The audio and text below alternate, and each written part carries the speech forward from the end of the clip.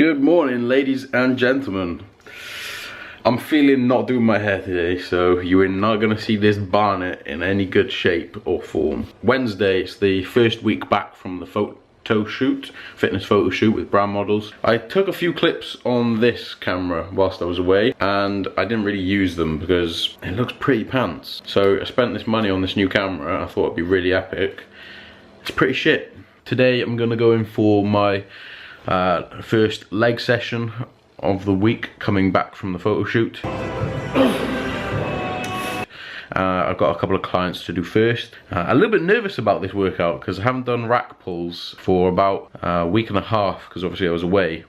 So here we have the hamstring focused leg workout, which I'm starting with rack pulls. Of course I start with more pre-activation exercises, just like a hamstring curl, some glute ham raises, and then go into any kind of compound, which I would highly recommend anybody doing warm-up activation exercises before going into your compounds, because you see some people going in and warming up doing their compound movement, which is fine if you're going through that range of movement. However, there's other muscles which need to be activated. You can see here my foot's cramping like hell. For some reason, as soon as I go into my second set of Bulgarian split squats, my foot is just cramping like nothing. And then I'm doing these with an intra-set stretch, which they are brutal. I've done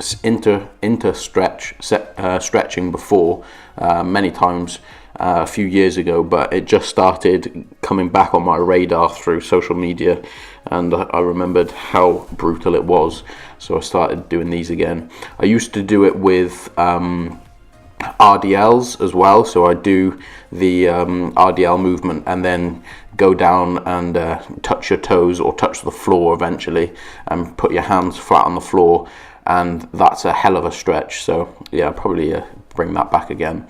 Anyway, so going into activation exercises again, there's many muscle groups which are moving in a compound exercise.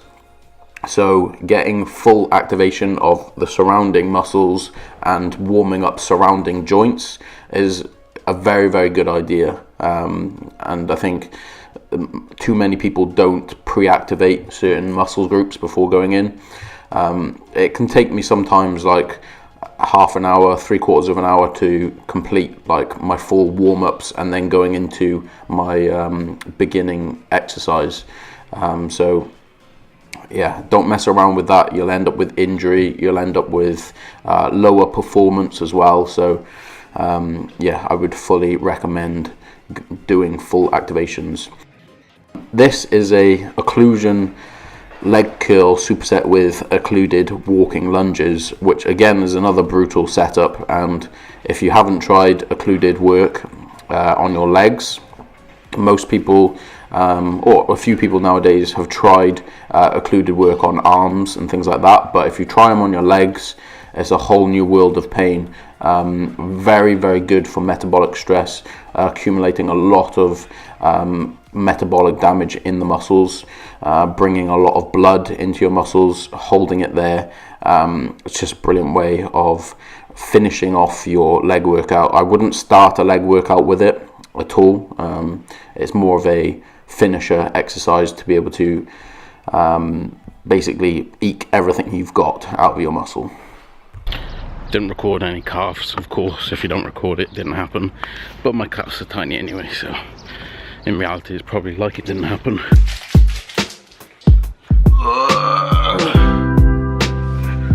My legs are very, very sore. Okay, so topic of today's video, as you can tell by the title, is body dysmorphia. Now, this subject came up whilst I was away on the modelling shoot. I spoke to the other fitness model about this a little bit, and then it also came up today in my gym session. There was a guy in the gym that was talking to me about how he said, like, what's your focus for the next couple of months and stuff. I was like, my hamstrings are awful, I need to bring my hamstrings up. And he's like, well, you just see that because that's the way that you see your body, and it's skewed from your actual perception of things. And I kind of agreed with him, but then I kind of don't. There's a difference between body dysmorphia and comparisons. The majority of people are comparing themselves against the generic physique. But when you get into the bodybuilding kind of side of things and the bodybuilding scene where things are to the extreme, you compare yourself to what you've seen. That's just natural. That's what we do. It's your perspective changes. For example, with me, I've seen the perspective of people with hanging hamstrings, like bowing down under their legs. But the Gen Pop person has not seen that. To them, my hamstrings look big. But to me, because I've seen the extreme side of things, my hamstrings look minuscule. People are very quick to say, okay, well, you've obviously got body dysmorphia, you've got this disorder, and then they devalue what actual body dysmorphia is. Because actual body dysmorphia, especially with people that are like anorexic, they look at themselves in the mirror, they may be emaciated, their ribs might be showing, they've got a low body fat percentage, they look at themselves and they're like, I'm fat. And they see themselves as fat. Now that is body dysmorphia. I don't believe that looking at yourself in the mirror and saying, okay, I need a little bit of work here, a little bit of work there, that's not body dysmorphia. You will always be your biggest critic. You will always look at your physique and look at it and be like, there's work to do there, there's work to do there, I got stuff to do there, I got add-on things, there's more symmetry, more proportions. That's always going to be the case because it's your body. If anybody else was to do that, it would be a little bit weird, wouldn't it? But that shouldn't be demotivating. For me, that is motivating as hell because there's no goal. The goal is just continuing to progress.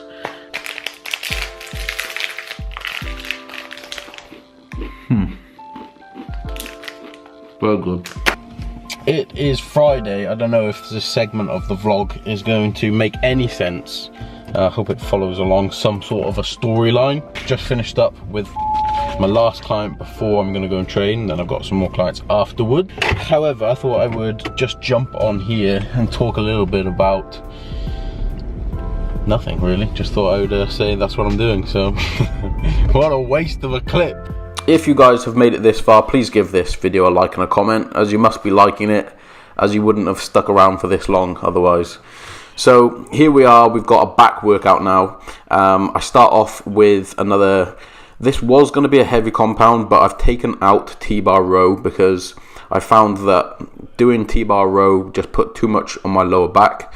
And after doing rack pulls yesterday, it wasn't going to happen. So we did a cable row instead.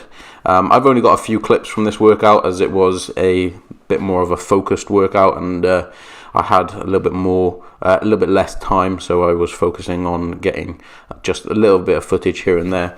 I've been doing hammer curls and doing a little bit more forearm work for the last few weeks, which I've spoken about before. And this is a finisher exercise which I use. I always keep in a finisher exercise for every muscle group, and this is one which you can just pull yourself against the wall and just do high reps of dumbbell rows. It's a good way just to, again, eke out kind of anything that's left and make sure that you're putting as much blood into the muscle when you've finished.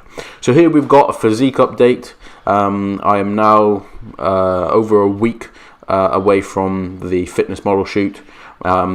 The off season or the gaining phase has definitely started. I'm feeling good, my training's going well, progression is going incredibly well. It's nice to be able to train in a calorie surplus again.